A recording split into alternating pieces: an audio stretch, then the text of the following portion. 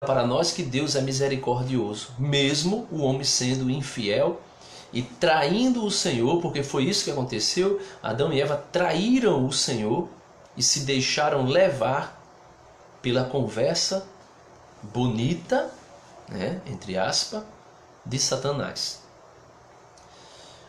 Só que o Senhor, querendo revelar-se para nós como misericordioso e de uma maneira que a gente talvez não entenda, Ele nos trouxe a meditar, e Ele nos traz a meditar 3 parábolas. A primeira é a parábola da ovelha perdida. A segunda é a parábola da dracma perdida, ou seja, a moeda. E a terceira é a parábola do filho pródigo, ou o filho perdido e o filho fiel, o filho pródigo, né? Diz assim a Sagrada Escritura, Lucas, capítulo 1, versículo do 1 adiante. Todos os publicanos e pecadores aproximavam-se para ouvi-lo. Os fariseus e os escribas, porém, murmuravam: esse homem recebe os pecadores e come com eles. Contou-lhes então esta parábola. Então veja, só para a gente fazer uma introdução aqui do texto e para nos trazer uma melhor compreensão do que ele quer nos revelar, Jesus estava em um determinado ambiente, com certeza na casa de alguém, e ali Jesus fazia refeição com os publicanos. Quem são os publicanos?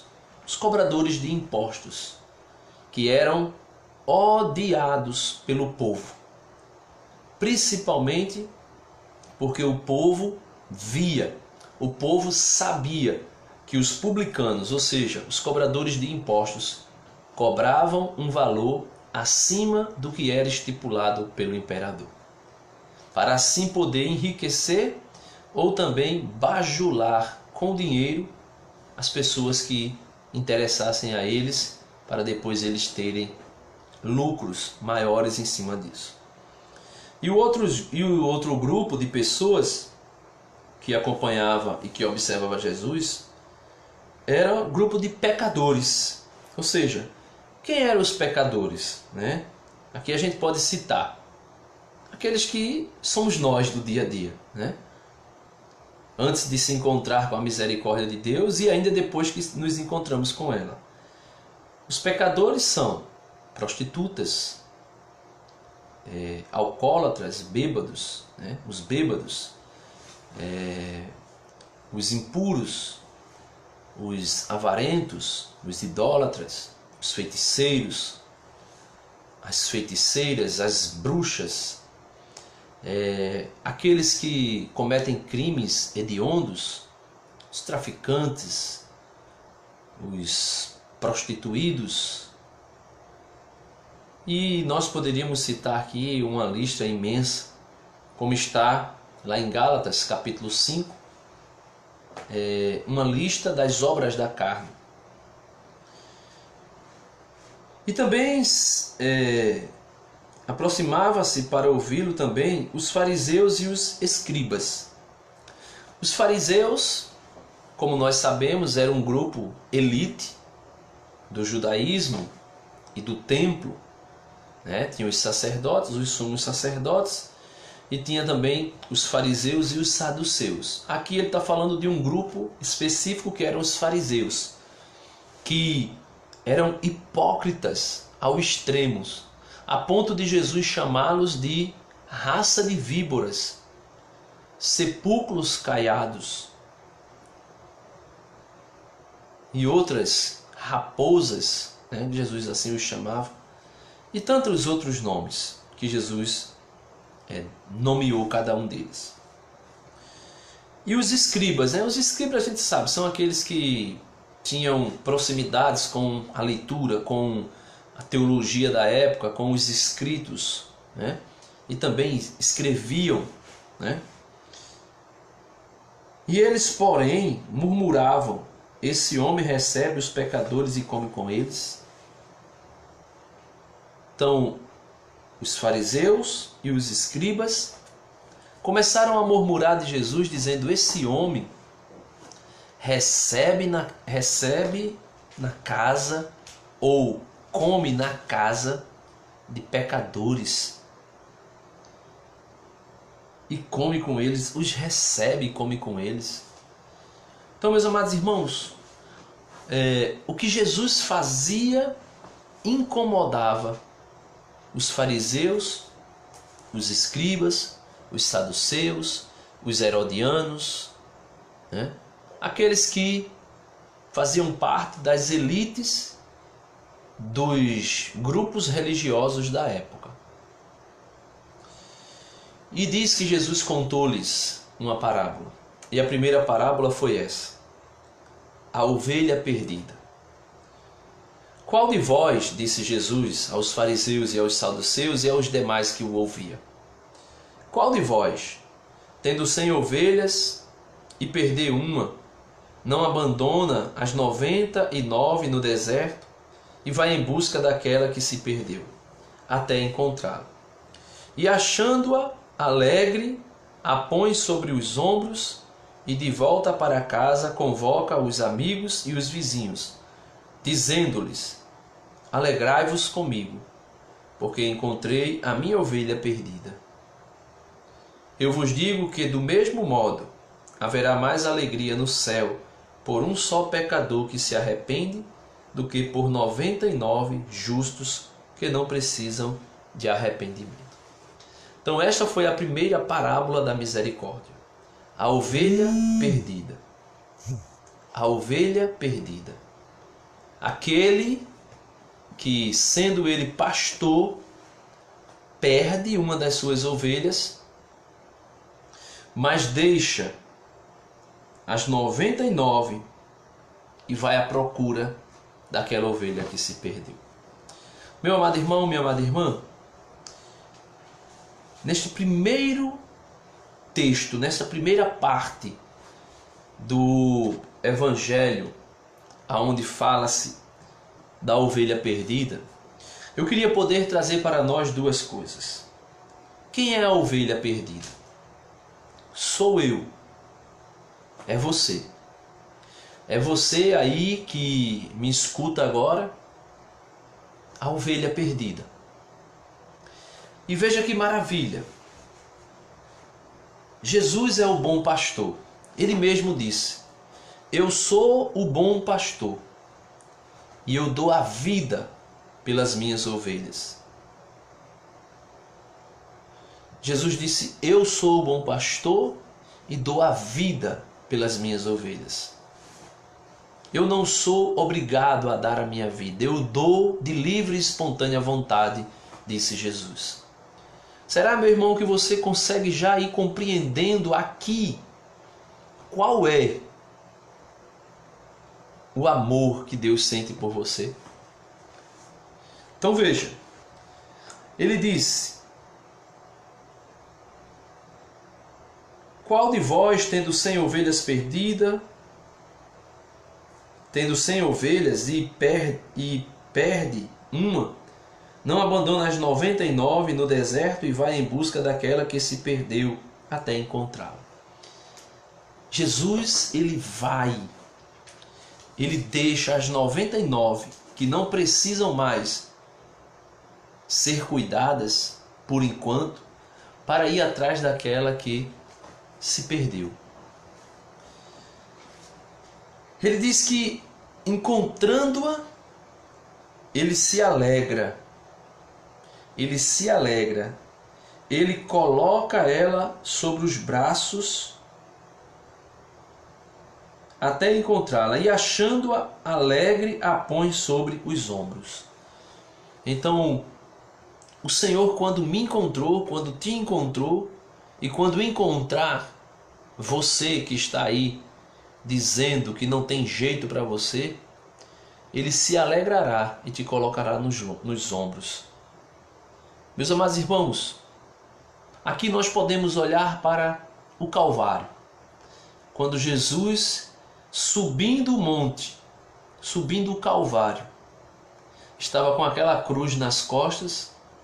Aquela cruz estava com o peso do meu pecado e do seu pecado, e do pecado do mundo inteiro.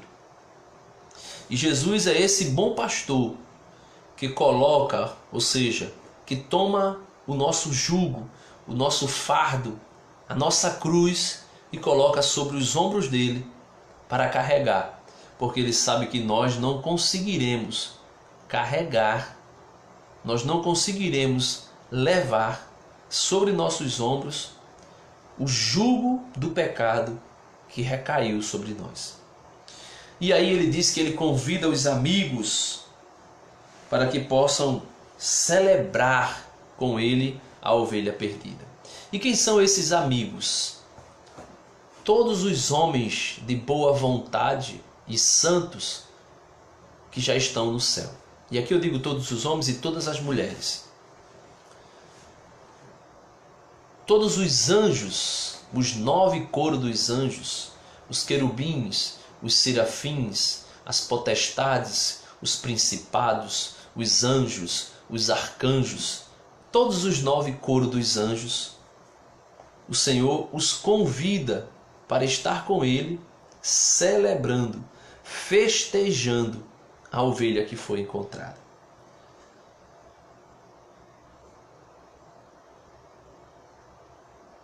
E ele diz que ele celebra e celebrará com seus amigos no céu esta ovelha que foi encontrada, porque ele diz que haverá, no finalzinho do versículo 7, ele diz que haverá mais alegria no céu por um pecador que se arrepende do que por 99 justos que não precisam de arrependimento.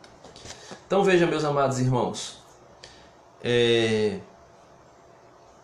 a festa realizada no céu não é simplesmente porque ele encontrou a ovelha perdida, mas é porque ele encontrou a ovelha perdida e que estava arrependida de ter se afastado do seu pastor.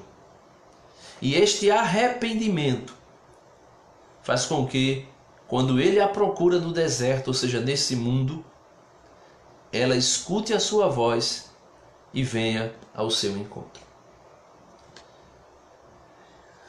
A segunda parábola que Jesus conta para os publicanos, os pecadores, os fariseus e os escribas, e para mim e você, é da dracma perdida, ou seja, da moeda perdida.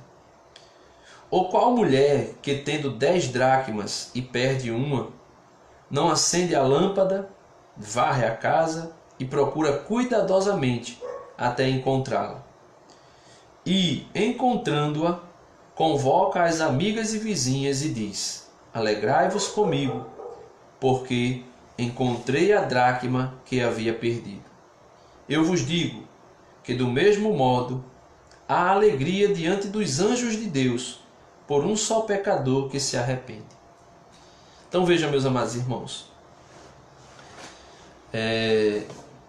a dracma perdida, Jesus aqui toma o exemplo de uma mulher, dona de casa, e que dentro de casa, dentro da sua casa,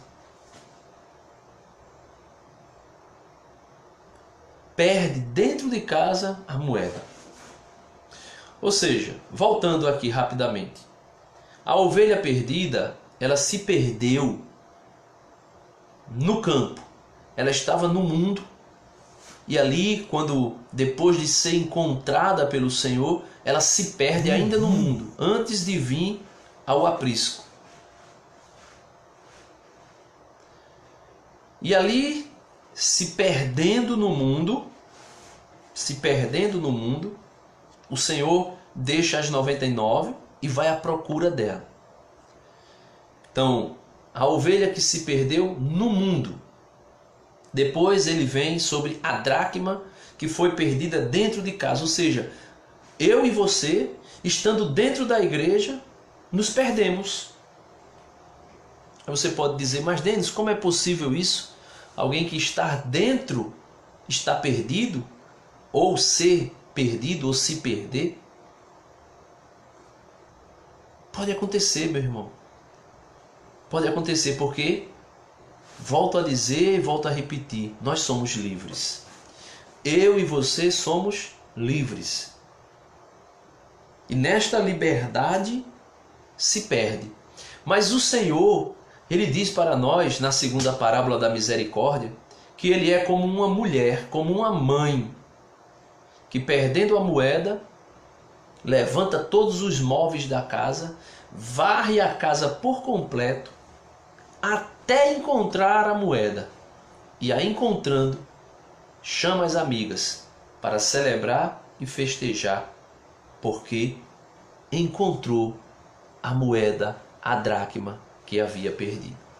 Então, a primeira parábola é: o Senhor encontra alguém no mundo e ainda estando no mundo, ou seja, ainda não foi introduzido dentro da igreja, ainda não foi batizado, ainda não passou a fazer parte do corpo de Cristo, que é a igreja, esta pessoa se perde. É como aquele semeador que, saindo a semear, cai uma semente à beira do caminho e aquela semente é tragada pelo inimigo antes que ela venha a germinar, ou seja, antes que a pessoa venha para a igreja, ela é tragada pelo diabo. Ou até mesmo dentro da igreja, ela germina, mas não consegue crescer e frutificar porque está cercada por espinhos e abrolhos, ou seja, por dificuldades, por sofrimentos, por angústias, por dor, por decepções. E por esse motivo não consegue germinar, não consegue dar fruto, não consegue ouvir aquilo que o Senhor tem para a sua vida. Então, uma se perde no campo, a outra se perde dentro de casa. Ou seja, uma se perde no mundo, depois de ter sido encontrada pelo Senhor. Outra se perde dentro da igreja, antes mesmo de ser introduzida no corpo de Cristo. E a terceira parábola, meus amados irmãos, que eu não vou ler por inteira, é a parábola do filho pródigo, né?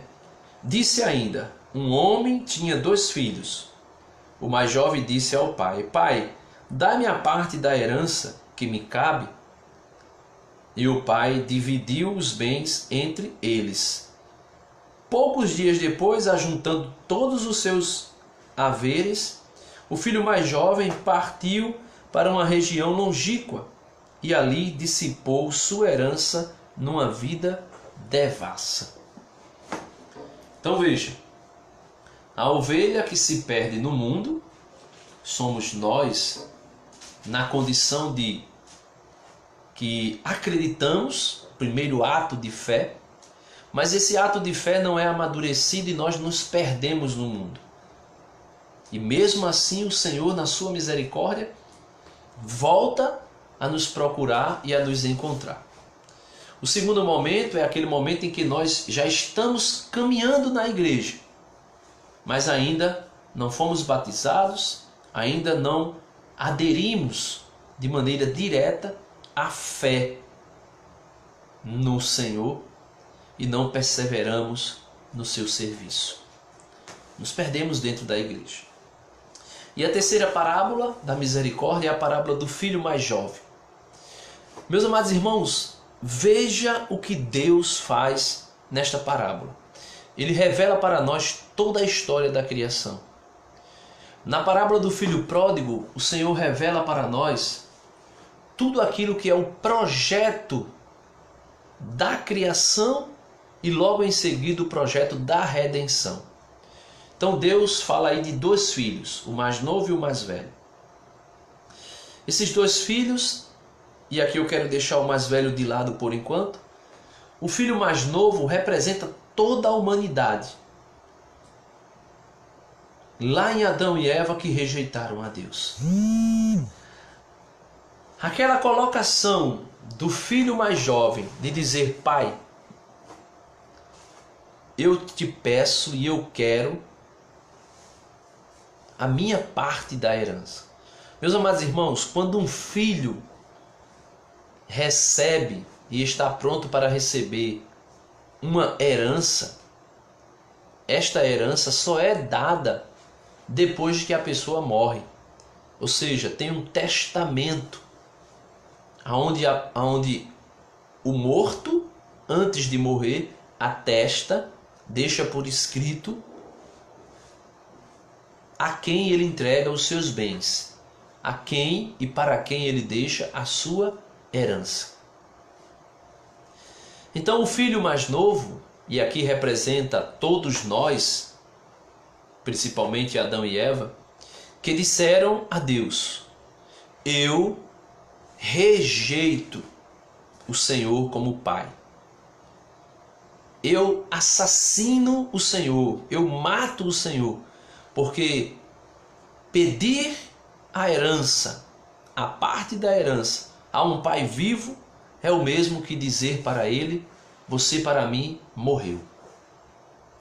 E foi isso que Adão e Eva fizeram, e foi isso que a humanidade toda fez, e foi isso que eu e você fizemos quando pedimos a Deus a liberdade, quando pedimos a Deus a ida ao mundo e viver dissolutamente. E nós fizemos isso, nós rejeitamos o Senhor.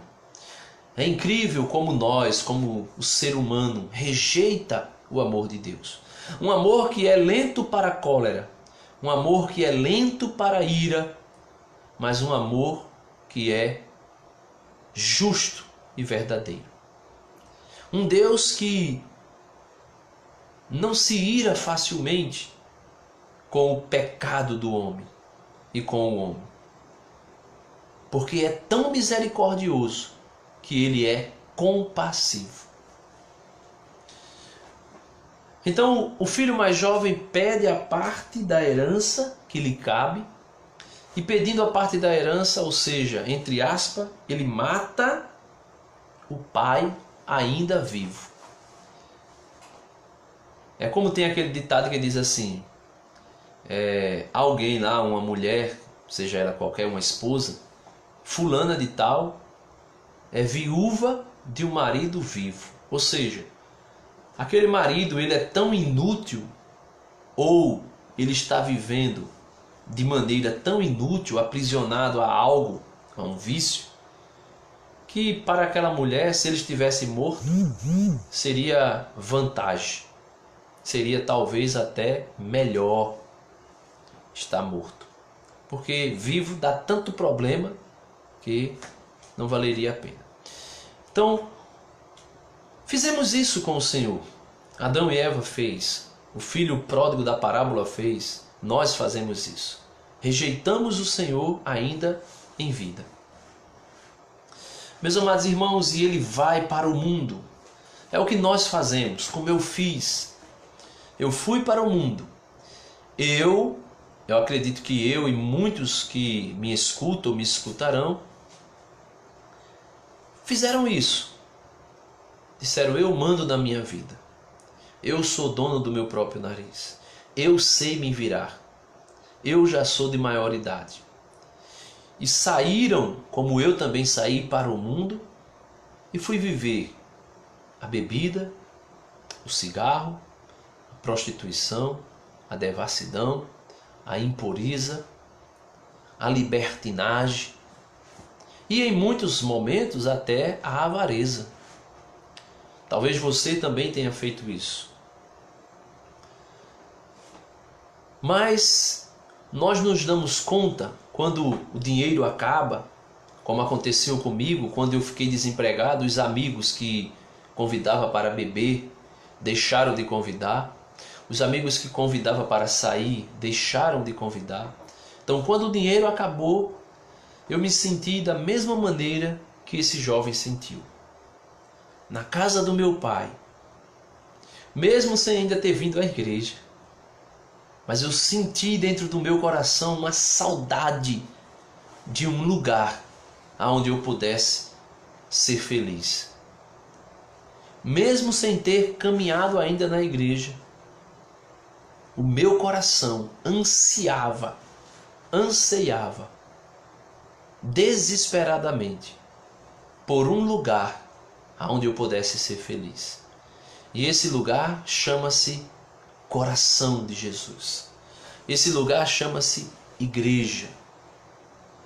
Então, assim como aquele jovem disse lá no meio dos porcos, sujo de lama, ferido, fedido, machucado, com as vestes rasgadas ou até mesmo sem vestes, apenas com alguns trapos sobre o corpo, aquele jovem disse, ensaiando um discurso, e muitas vezes nós fazemos isso, nós ensaiamos um discurso para falar com Deus.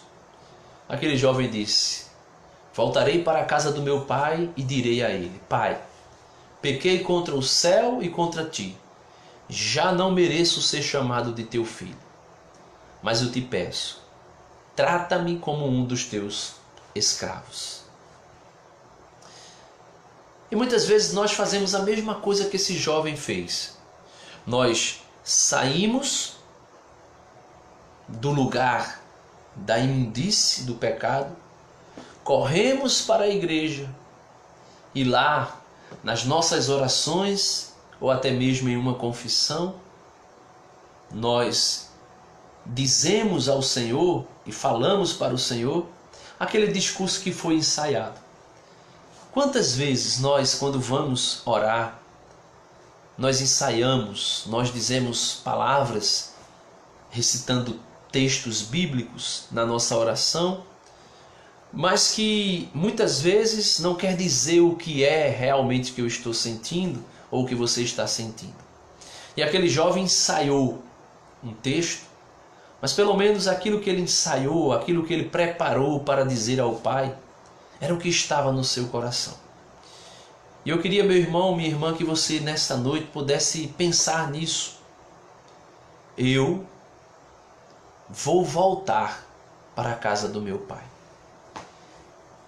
E aqui eu falo de maneira muito específica para você, que saiu da Igreja Católica, que se afastou da casa do Pai, o Pai das misericórdias, o Pai que enviou o Filho misericordioso, o Pai que colocou em nossos corações o Espírito amoroso e misericordioso.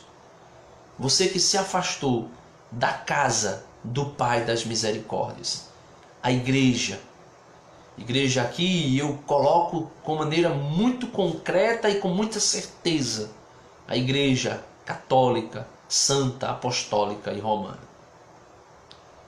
Você que se afastou, volta para o Senhor como esse filho pródigo voltou e disse, Pai, eu gastei a minha herança com tudo aquilo que não diz respeito e que não condiz com aquilo que o Senhor queria para mim. Mas agora eu estou arrependido e eu volto. E eu voltei para te pedir, perdoa-me, porque eu pequei contra o céu e contra ti, e já não sou digno de ser chamado teu filho.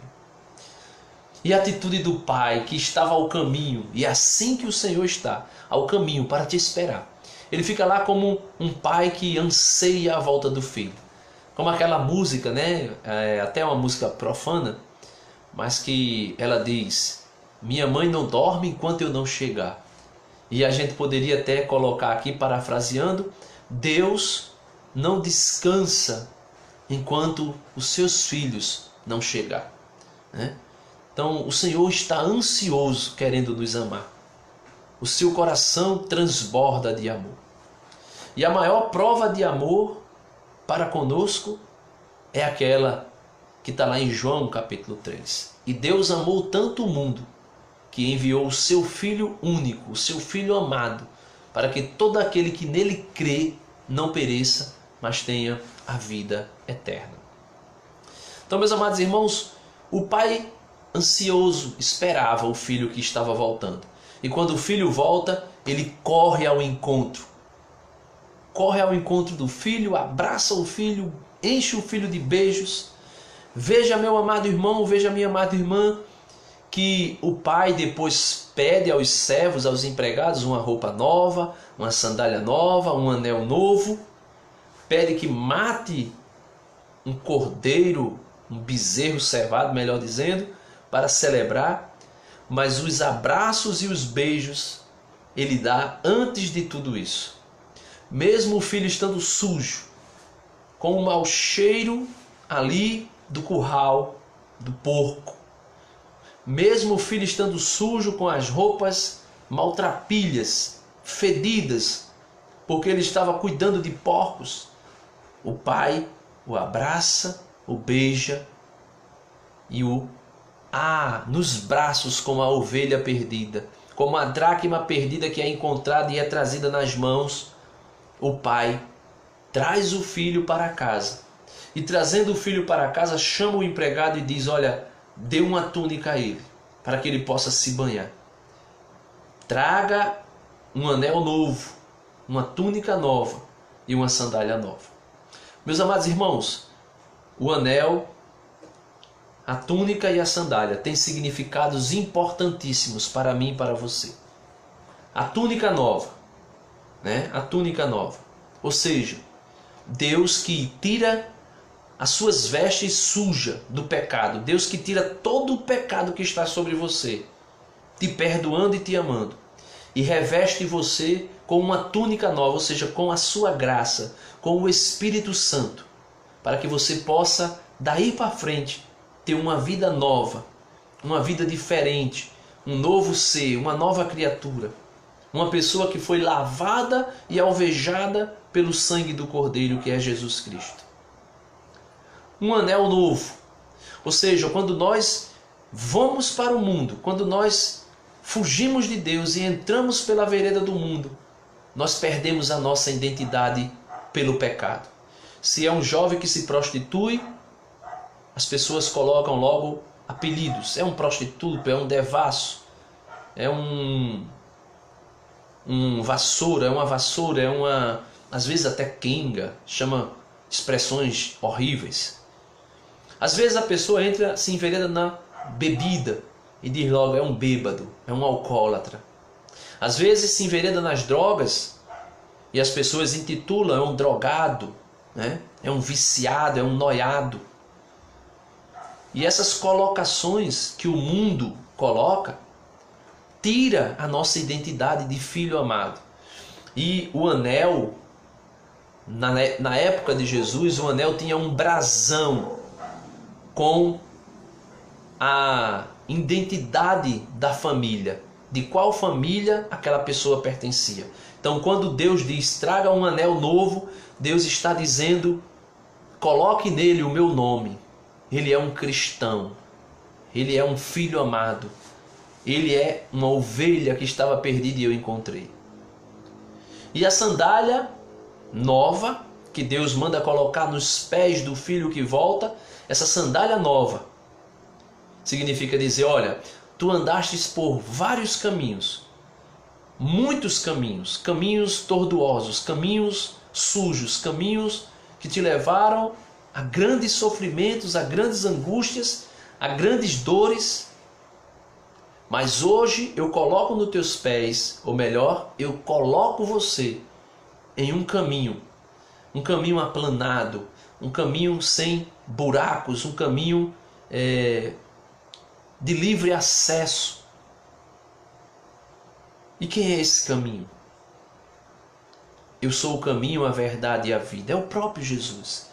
Ou seja, ele tira você daquele caminho do mundo que te levava à morte e à perdição eterna e te coloca no caminho que te leva ao encontro do Pai. Eu sou o caminho, a verdade e a vida. Ninguém vai ao Pai senão por mim, disse Jesus.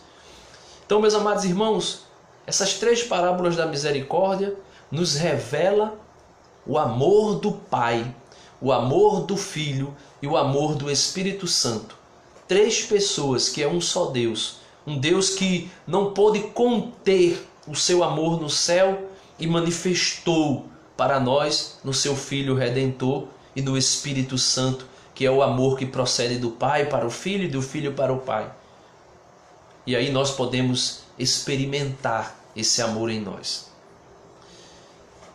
Existe também na parábola um filho mais velho que se aborreceu com a volta do filho mais novo, porque ele fazia tudo na igreja, ele fazia tudo na vida junto com Deus, e aparentemente ele entendia que Deus não lhe dava nada. Mas por que não dava? Porque ele já tinha tudo. E muitas vezes as pessoas na igreja estão vivendo assim.